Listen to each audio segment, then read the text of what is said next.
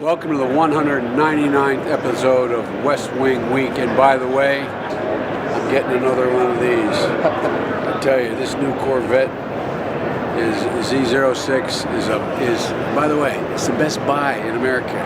It's the best buy in America. Welcome to the 199th edition of the West Wing Week, your guide to everything that's happening at 1600 Pennsylvania Avenue. This week, the president announced important reforms to the National Security Agency and new measures to prevent sexual assault, honored Dr. Martin Luther King Jr. with a service project at the D.C. Central Kitchen, signed the 2014 appropriations bill into law to fund the government, and hosted a conference of mayors that's January 17th to January 23rd, or 199.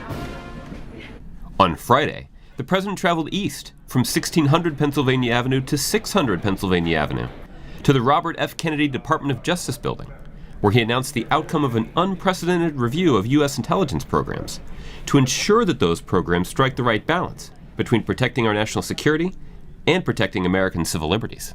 The challenge is getting the details right, and that is not simple. In fact, during the course of our review, I've often reminded myself I would not be where I am today were it not for the courage of dissidents like Dr. King, who were spied upon by their own government.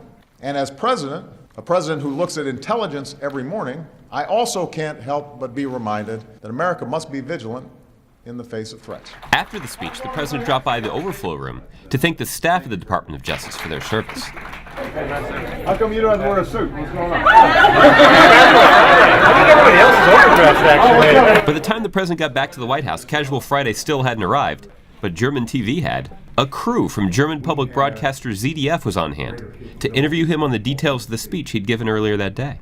Then the president took a wintry walk over to the new executive office building to sign into law the appropriations bill that funds the government through 2014. So these are numbers. These are homeless folks who are getting housing. These are a laid-off worker who suddenly is enrolling in that community college and finding that job that allows them to save a home and get back on track. That's some young scientist who's maybe going to find a cure for cancer, Alzheimer's. That's what those numbers represent, and that's because of you. The president and the first family spent their Monday honoring Dr. Martin Luther King Jr. through service at the D.C. Central Kitchen, which is celebrating its own 25th anniversary. While there, they and other volunteers helped prepare food for the more than 5,000 daily meals that the D.C. Kitchen serves to those in need. That Martin Luther King asked us, he said, what are you doing for others? And what can you do to give back? The president is here, the first lady and the family. It's just an opportunity to honor Dr. King and give back to the community at the same time. On Wednesday, the president met with his commission on election administration. No American should have to wait more than half an hour to vote. And they should know, they should be confident that their vote is being properly counted and is secure. Later that day, the vice president joined the president, where they spoke on the urgent need to prevent and combat sexual assault. This is a priority for me, not only as president and commander-in-chief, but as a husband and a father of two extraordinary girls. I've often said in my travels around the world, you can judge a nation and how successful it will be based on how it treats its women and its girls. Those nations that are successful, they're successful in part because women and girls are valued.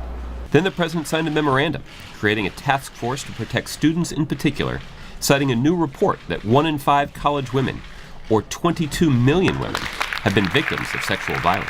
In the Roosevelt Room, the Iraqi Council of Representatives delegation, the vice president's delegation, and the White House press pool prepared for a meeting between the vice president of the United States and the speaker of the Iraqi Council of Representatives. You get a better picture. Thursday was Mayor's Day at the White House, with the president hosting mayors from across the country who were in Washington, D.C. for the 82nd winter meeting of the U.S. Conference of Mayors. Also Thursday, the First Lady traveled to a local Subway restaurant here in Washington, D.C., where she announced a 3-year commitment by the restaurant chain and the Partnership for a Healthier America to support her Let's Move initiative and promote healthier food choices to kids. To find out more information on any of these topics or to see complete videos of these events, go to whitehouse.gov. And thanks again for checking out your West Wing Week. Don't forget to tune in next week for the 200th episode of the West Wing Week, where we take you behind the scenes as the president prepares to give his State of the Union address. Sorry, we gotta move it back. Right? Okay, gentlemen. One Okay, no, I'm very happy to This may be, chat with the president. no, this may be my guys. Yeah, they try, as I get older, they seem to have more adjustments to the light.